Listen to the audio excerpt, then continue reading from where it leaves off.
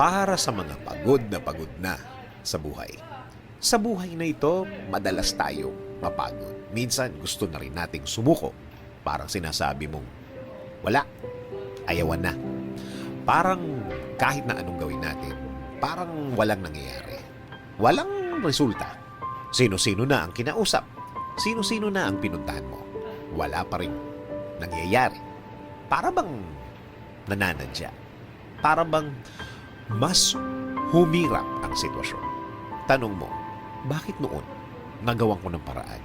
Bakit noon nag-workout? Bakit ngayon? Parang wala. Kapag ganito na ang linyahan, parang may pagsuko ng naririnig sa iyo.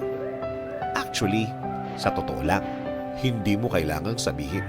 Nakikita na ang pagsuko sa mga kilos mo.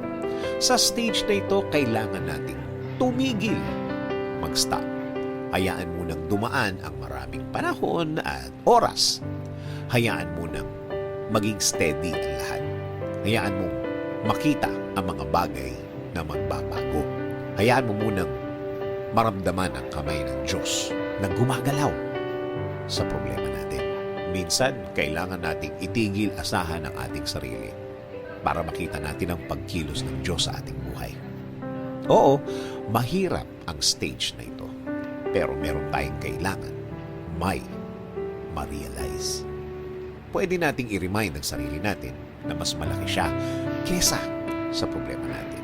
Na mas powerful siya kesa sa mga taong naging cause ng ating problema. Na mas alam niya ang mangyayari kesa sa mga taong dinidikta kung anong future mo sa problema mo. Minsan kasi, mas pinakikinggan natin ang mga salita nila na walang gustong mangyari kundi ang matakot tayo. Mag-alala tayo na huwag maniwala sa mga sabi ng Diyos sa atin. Na idinidikta nila ang dapat maramdaman natin. Na para bang kilalang kilala na nila tayo. Na parang alam na alam nila ang mga next na pangyayari. Na ikukumpara pa nila ang buhay nila sa atin. Na akala mo parehas na parehas